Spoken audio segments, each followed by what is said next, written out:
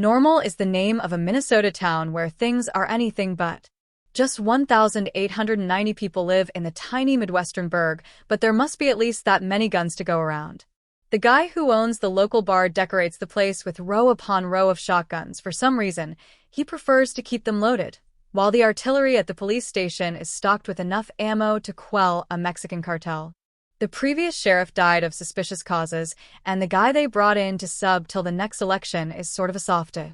So, nothing is what it seems here, unless you count the fact the temporary sheriff, the seemingly laid-back Ulysses, is played by Bob Odenkirk, star of Better Call Saul and the Nobody movies.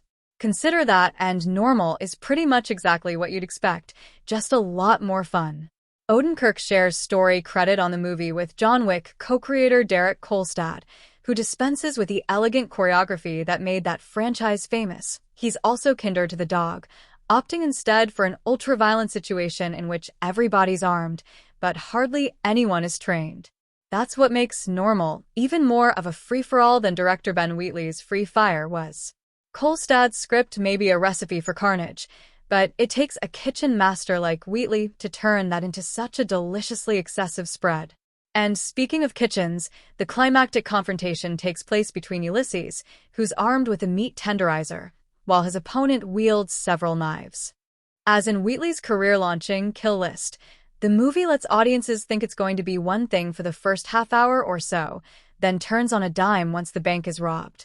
There is one hint of the bloodbath to come, as the film opens in Osaka, where a Yakuza boss insists that 3 of his men chop off a digit of their hands in order to prove their loyalty.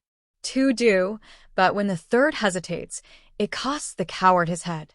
Halfway across the globe, in a town that looks like the last place those Japanese gangsters might have business, Ulysses places a call to his wife, describing his new gig, which amounts to babysitting a place where the residents are anything but the polite and chipper folks seen in Fargo. Even so, Kolstad offers a knowing wink by dubbing the late Sheriff Gunderson, which is the same name as Frances McDormand's pregnant police chief in the Coen brothers classic.